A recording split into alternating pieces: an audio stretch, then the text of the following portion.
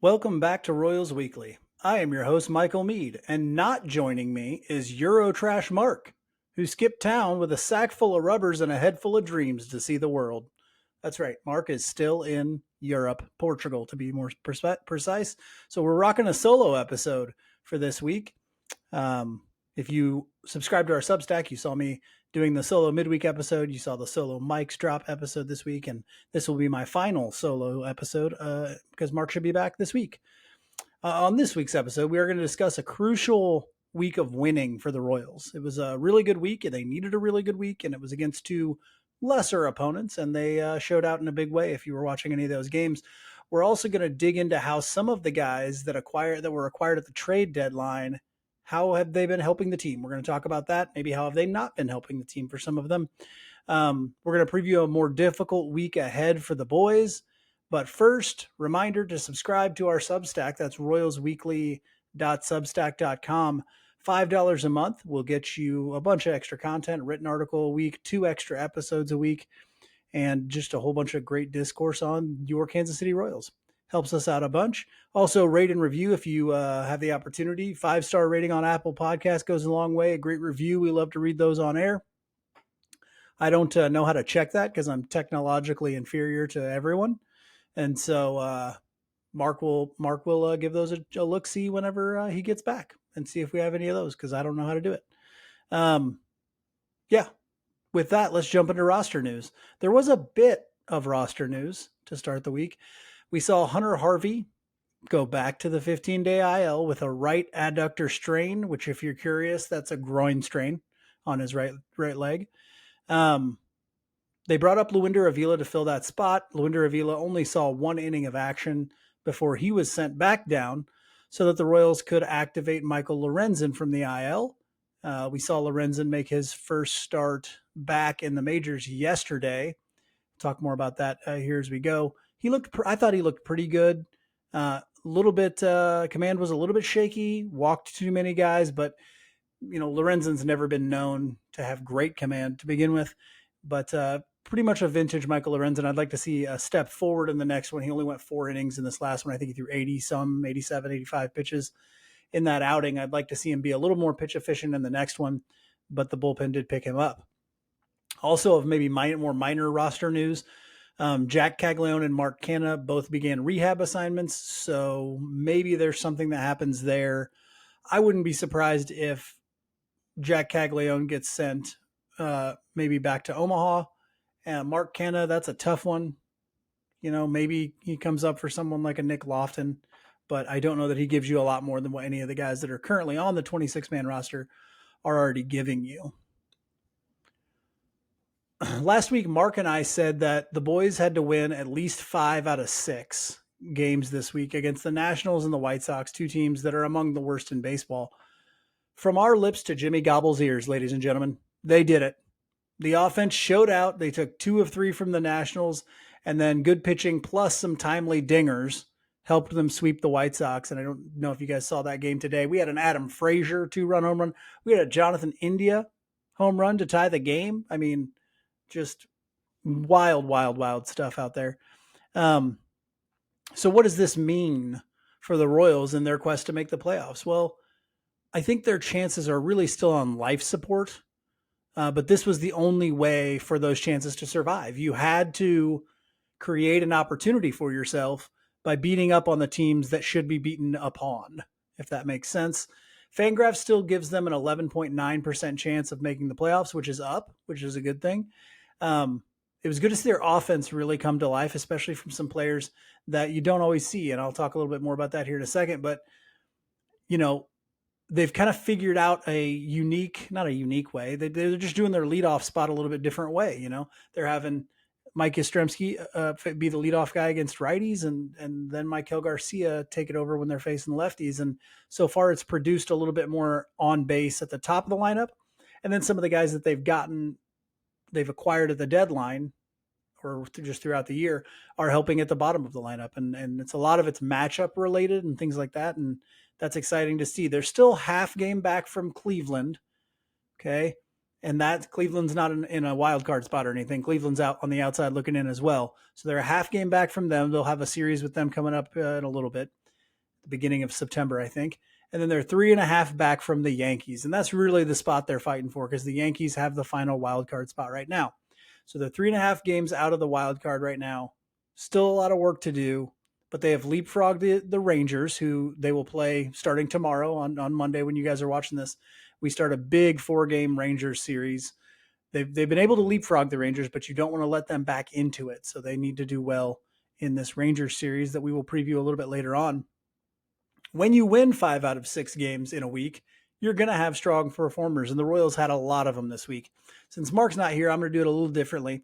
I'm going to give you guys a pitching strong performer and a hitting strong performer, and then I'll do one of those each for the week performer as well.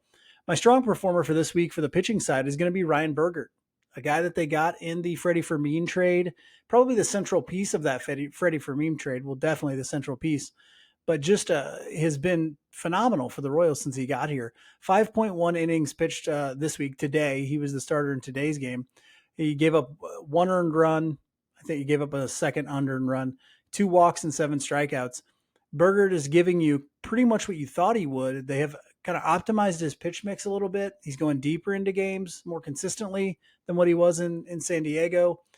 And the real big thing for him is, though he has walked some guys, he's not walked an untenable amount of hitters. Control has always been kind of his the thing kind of holding him back. And so I think they felt mixing up his pitches a little bit might help him hone that command some and maybe get a little bit more weak contact outs and not rely so heavily on the strikeout. And Ryan Bergert has been phenomenal to this point.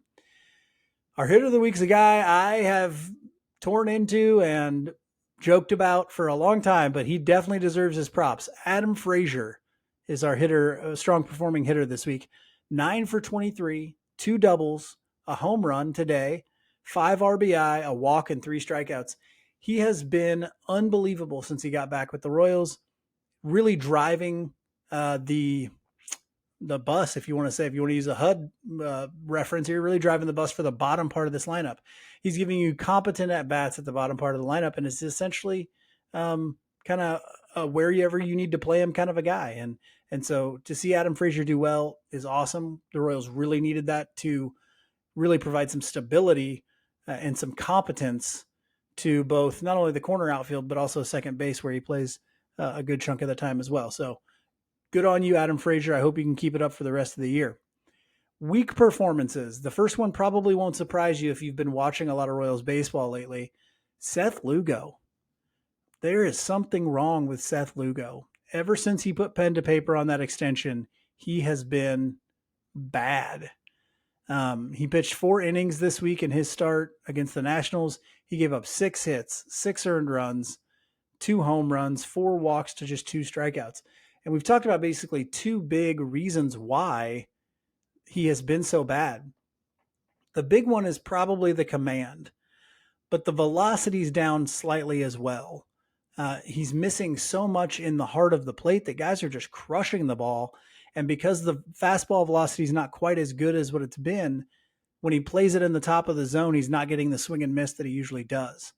And some guys are getting on top of that fastball more and more and more. So really needs Seth Lugo to refine the command at least. Maybe he's just going through a little thing where his arm is tired and he has been pitching in just brutal heat every time he's been out the last few times. But we need the Seth Lugo of old to come on back in and give us competent starts, especially as we get into some of these tougher series against the Detroits, against the Guardians, some of these tougher teams that we're getting ready to, the Phillies are going to be a tough series as well. So need the old Seth Lugo back to make this playoff run.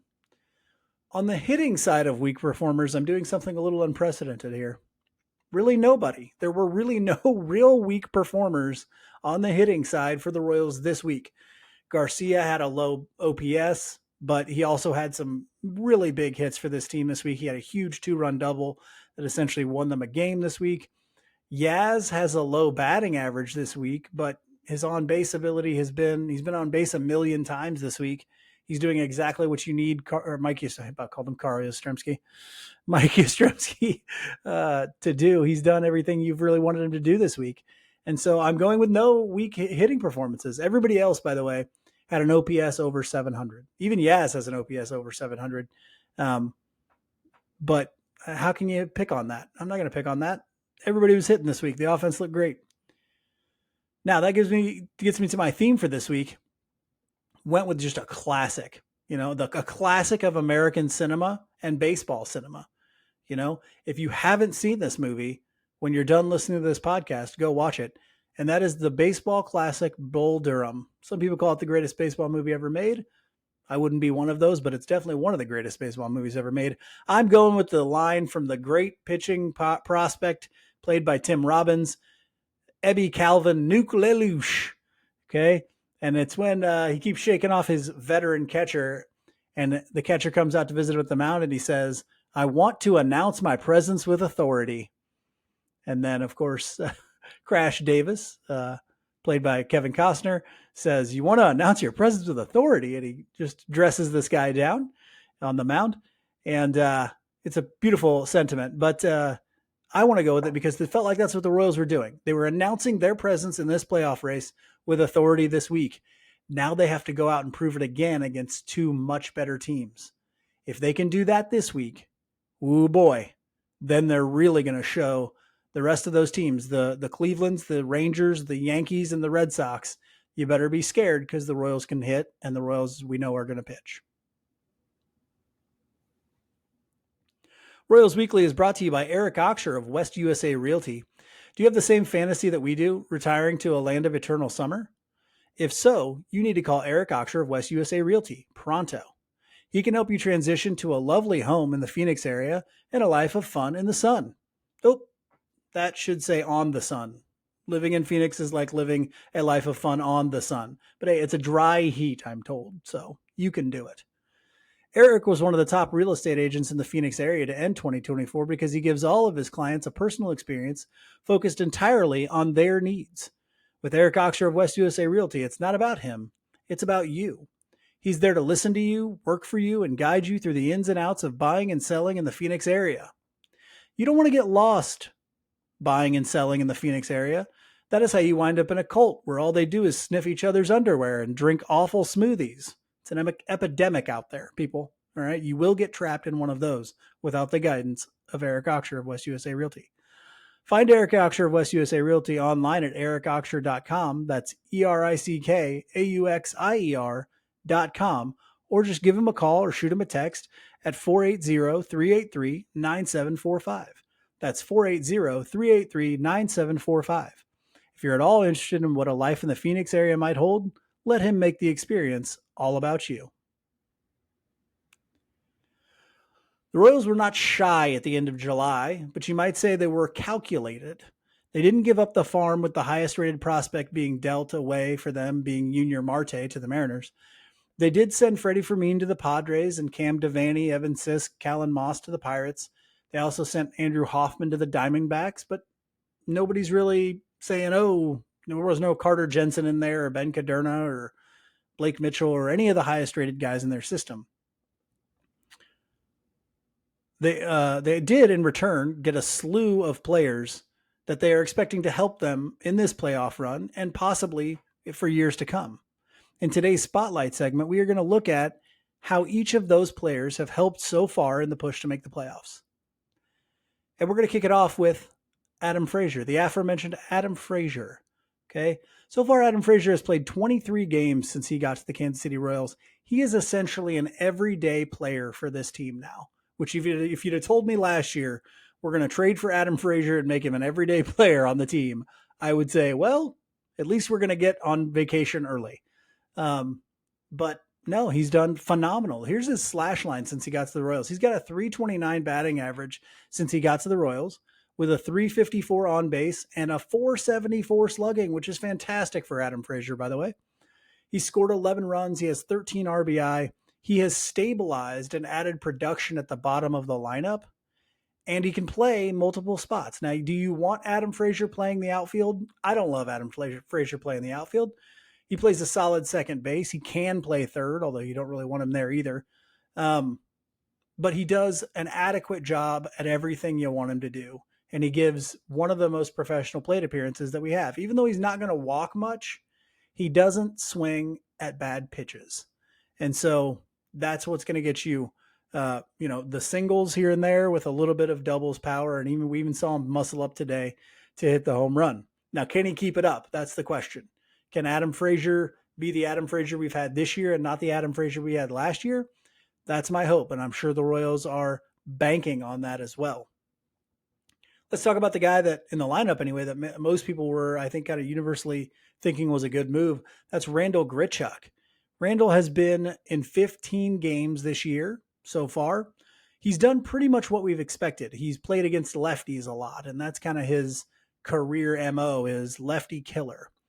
So far, he's hitting 250 with a 333 on base and a 400 slugging. He's got 3 doubles and a home run with 3 RBI in those games. He provides you competent corner outfield defense. He's not going to wow you, but great opportunity as a pinch hitter late in games against lefties. And then when a lefty is starting, you want Randall Grichuk in the game so that he can provide that bat. Again, a more stable presence at the bottom of this lineup and competent at bats, at least against lefties. He can sometimes flail a little bit against righties, especially righties with good breaking pitches. But Grichuk has been as advertised and is a big step up from what we were doing in the first half of the year in the corner outfield. Another guy who's gotten a lot of playing time, Mike Yastrzemski. Okay, he's a lot more than what I thought, and I really like the creativity that the Royals have used in carving out a role for him. He's played 14 games since he came to the Royals, and he's carved out that specific role as a leadoff hitter against right-handed starters because he is probably the guy most likely to take a walk on this team. And so he's been getting on base via the walk. He's shown a little bit of power even. Okay. He plays a competent corner outfield. He had an interesting play today. I don't know if you saw the game. He dove for a ball, got past him in right, sprinted back to grab it at the wall. A great relay throw from Jonathan India, gunned down a runner at home, really protected what could have been a big inning for the Royals. So that was really good to see out of him. But yeah, he's not a superstar in the corner, but he does okay. The batting average is not good right now. He's got a 190 batting average, but he's got a 308 on base and a 500 slugging. He's scored 9 runs already in 14 games. He's got 4 doubles, 3 home runs, 6 RBI. He's getting on base and he's providing a little bit of pop from the left-handed side. That's pretty much all you can ask for a guy like Mike Yastrzemski, who, let's face it, you didn't give up a ton to get. He's a situational type player, as Grichuk is, but he can be very helpful in the situations if you put him in an advantageous situation. Now, those are the good. Let's get to some not so good. Okay. And a lot of you know who I'm talking about. I'm talking about Bailey Falter. We traded I think Cam Devaney was the guy we sent to the Pirates for Falter. I can't remember if it was him or the other group of guys we got sent for Bailey Falter. But, or no, I think Falter was Callan Moss and Evan Sisk, maybe. I can't remember. But he has Bailey Falter immediately slotted into the starting rotation because of the injury situation with Lorenzen and Cole Reagans and Chris Bubich. He made 2 starts for the Royals, both of them bad, and since has been moved to the bullpen when Lorenzen came back, and he made an appearance out of the bullpen and wasn't very good there either. Okay. He's got a 9.90 ERA in 10 innings pitched. He's given up 2 home runs, 6 walks, which is very uncharacteristic for him, and 9 strikeouts. He's been bad. There's really no other way to say it for Bailey Falter so far. His only elite trait is his extension, which helps give him a good fastball, but the secondaries are definitely below average right now and way behind that. Now, how did he have success with this in Pittsburgh? Because when his command is on, the fastball really, really works. Like the arsenal works when his command is good. He needs great command to be effective, though, and he hasn't had that since he got to Kansas City. He's been moved to the bullpen. We'll see if he can kind of carve out an effective role for himself as a long reliever or multi-inning guy. But right now, and they can't send him down to the minors because he's out of options.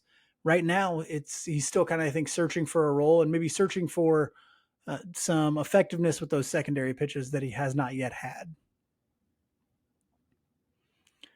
Now, let's get to the crowning jewel of the trade deadline for the Royals.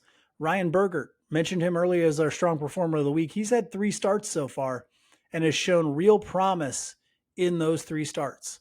He's got a 2.70 ERA, just a 1.02 whip in 16.2 innings pitched. He's got 5 earned runs, 2 home runs given up, 5 walks to 17 strikeouts. Now, the strikeouts are great, and we knew that those would kind of be there.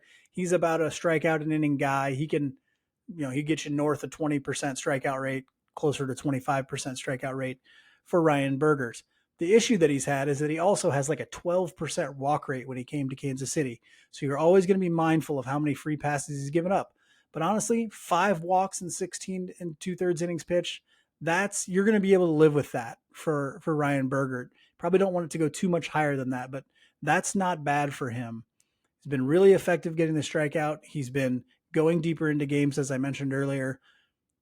The Royals may have stolen a guy here, a real dude. So he has a couple of really legit pitches in the fastball and the slider to work with already. The Royals have kind of mixed up his pitch mix a little bit to make him, I think, possibly go a little longer into games, get some outs via, the ground ball and things like that, rather than just striking everybody out.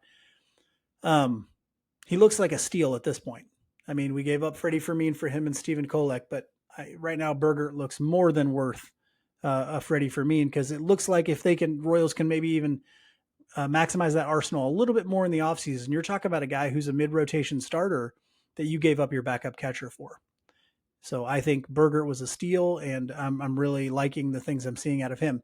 Now, I'll mention Stephen Kolek as well. He has not been in Major League Baseball, so he has not helped in the playoff push at all. He's been in AAA since we traded for him. He's struggled a bit in AAA, but he is still a guy that I really like. Hasn't been given an opportunity with the big league club yet, but I expect in the next couple of years that you'll be seeing Stephen Kolek at the back of that rotation at some point.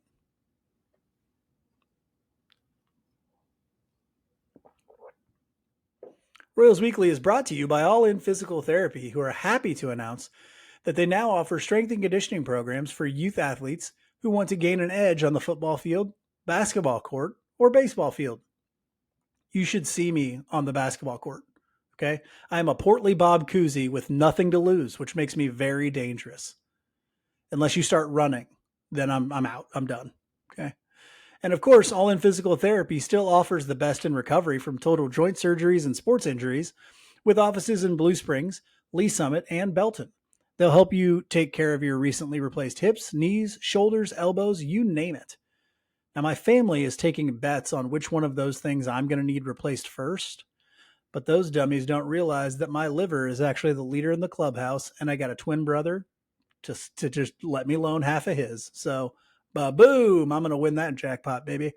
If you're interested in reaching the peak of your athletic performance or getting back to 100% from an injury, check out All In Physical Therapy at allin-pt.com.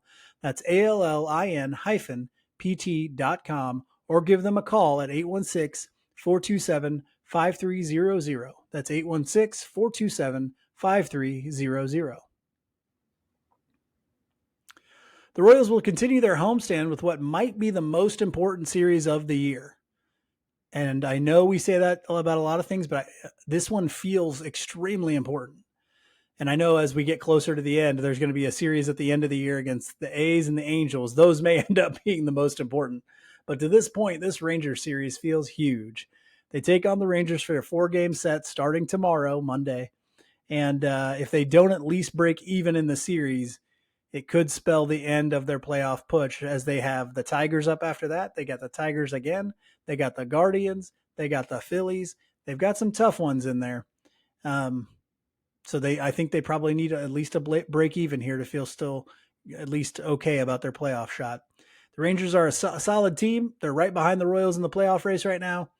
And they've got some dudes, especially in that starting rotation. Let's take a look at what they got. Right now, the Texas Rangers are 62-63, which is good for third in the AL West. First game, Monday night, is going to be Michael Wacha versus Jack Leiter, the 25-year-old righty out of Vanderbilt. If you remember, Leiter was the number 2 overall pick a few years ago. 7-6 for Leiter this year with a 3.94 ERA and a 1.34 whip. He's got a 4-seam fastball at 97-98, a slider, a sinker, a changeup, and a curveball. He's finally learned to command his arsenal enough to have consistent success. It's always been extremely live arm, never knows where it's going, taxes his pitch count, questions on if he could remain in the rotation early in his career. So far, he's kind of learned how to harness that enough. He still walks a lot of guys. There's still ability to do that, but he isn't as electric of a strikeout guy as people thought he would be, and as you might think he is with a fastball as good as his. But the fastball and the slider are both legit offerings. It's going to be a tough matchup for the Royals. I think it's just a tough matchup for the Royals hitters, to be honest with you. The one thing you can kind of bank on is maybe, if his command isn't great, maybe getting him out of the game early. But it's tough. He's going to miss bats. It's tough to get on top of the fastball, and right-handed sliders against Bobby and Salvi. Those are always tough, and he's got a good one. So it's going to be a tough matchup. I'm really glad Waka's going in that, because Waka's the kind of guy who can manage a lineup like the Rangers for a long stretch. I wouldn't be surprised to see him go 6 in this game. Game 2 is an interesting one as well.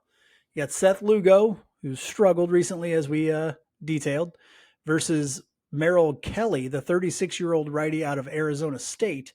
Kelly's 9-7 this year with a 3.36 ERA and a 1.09 WHIP. He is a changeup first pitcher. He's got changeup, four-seamer that goes about 92, a cutter, a sinker, a curveball, and a slider.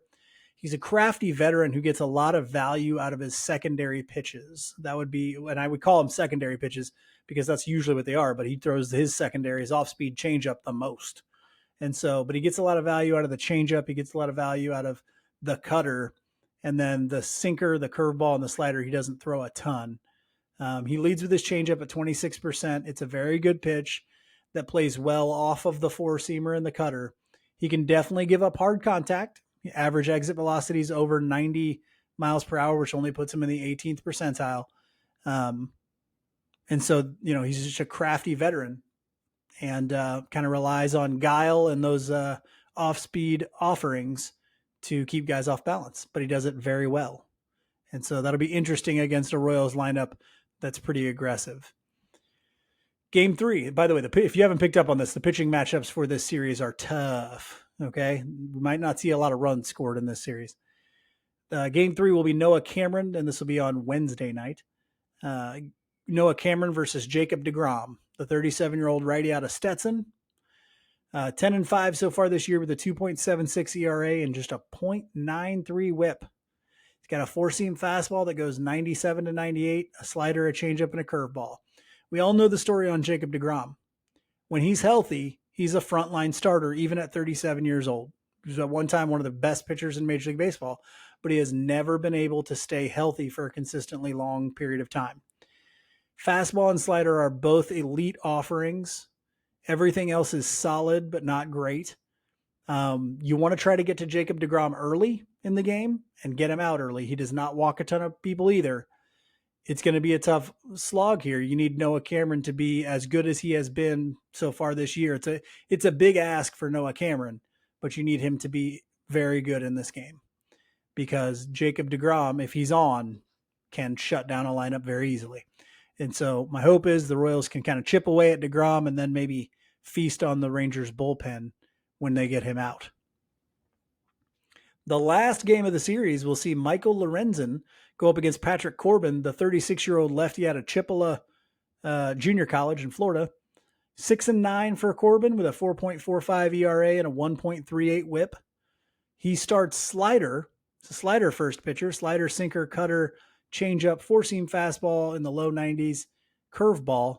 He's mostly a slider, sinker, cutter guy. 88% of his pitches are either a slider, a sinker, or a cutter. He's not exceptional. He's a, what are they, like a punch and Judy lefty. He's a mix it up kind of lefty, really, really big on command. He's a command lefty, I guess maybe is what a lot of people call him. He has nothing exceptional as far as his pitches go, but he does not give up walks. He can give up hits. He can give up hard contact. You just have to be patient enough to wait for one that's in the middle because he's a nibbler. He will nibble around the edges of the plate, wait for you to swing at it and ground one to, hit a weak fly ball or ground one to an infielder. So really tough pitching matchups for the Royals in this one. You've got three very solid lefties and then leading it off with Jack Leiter, a 25-year-old kind of power arm is going to be a tough one. It's going to be a tough series, but you got to win tough series to make the playoffs, and this will be a great test of those Royals. The second series of the week, we'll see the Detroit Tigers for the weekend series. 73-54 for the Tigers. They are first in the AL Central. They have, I think, the second or third best record in baseball. Their offense, they have cooled off a bit since the beginning part of the season. Their offense has a 105 weighted runs created plus, which is 10th in Major League Baseball, led by Kerry Carpenter with a 128 and runs created plus. Riley Green with a 124 and Spencer Torkelson with a 124 as well. That's kind of the triumvirate that leads their offensive team, but they've got plenty of other guys who have been really good this year. On the pitching side, they have a 3.83 ERA, which is good enough for 12th in Major League Baseball, led by, of course, the all-world pitcher Tarek Skubal. He's got a 2.42 ERA, also anchored by former number one overall pick Casey Mize, 3.63 ERA for him. Those guys are their anchors of their rotation. Jack Flaherty has also been there, but he's got an ERA 4.5-ish or above. He's just been kind of meh. He's had the most starts for them this year, though. They've had a lot of injury issues in their starting rotation to Jackson Jobe and Reese Olson, I think, is back, but he was hurt for a good chunk of the year. Their bullpen is also a little bit suspect. So it's not going to be an easy series against the Tigers. You hope you miss Skubal. You hope you miss at least Skubal. If you miss Skubal and Mize, that'd be a miracle. But you want to see the Royals look good against a good team like the Tigers. Last week we added in a question here at the end about how many games we think the Royals need to win to kind of stay in it for the playoffs. I'm going to answer that one again this week because I think it's important. I think their goal this week is to win the week. They got 7 games this week, 4 against the Rangers, 3 against the Tigers. You need to at least be 4-3. However you do it, win 3 against the Rangers and 1 against the Tigers. That's fine with me. Win 2 against the Rangers and 2 against the Tigers. That would be great with me. I don't care how they do it, but 1 game over 500. And I think you're still set up in a good position with series against the White Sox coming up after that. And you still got 2 series against the Angels, a series against the Twins, a series against the A's, some places you can still win games. So make sure you don't go under 500 for the week. Let's end this week like we end every week. Just because Mark isn't here doesn't mean we can't do our Just a Bit Outside segment, because I got some stuff to talk about just a bit outside here. We're going to share something that's interesting to us outside the world of baseball. And I say us, it's interesting to me because Mark's not here. There is no us. Okay. This is how God intended. It's just me. It's just me. Okay. Rocking the show. My Just a Bit Outside this week is this. I don't know what Costco is doing, but they are doing it right. Okay. I can tell you that. Costco is taking over the world, and maybe they should. Okay. My wife and I are Costco members. We love Costco. And partially, and I think it's like the reputation that Costco has, like they're better to their employees. And I'm always going to kind of try and support companies that are good to their employees. The prices and all that stuff are great. The stuff they offer there is great. I love their rotisserie chicken. It's fantastic. But the reason I bring this up is because there are now rumors, and it's been announced that Costco is trying to put a location about 8 minutes from my house. Oh my gosh, that is awesome. The city of Lee Summit is going bonkers over Costco possibly coming to Lee Summit. Right now we got to drive all the way to Independence for it. But whatever they're doing, like how is not everybody jumping on this? Like, hey, let's take a look at what Costco does and just do what they do. And part of what makes Costco very profitable for them is actually the brand that they have, their store brand called Kirkland. If you ever get a chance, go watch a video on how and why Costco does that and how it makes them so much money.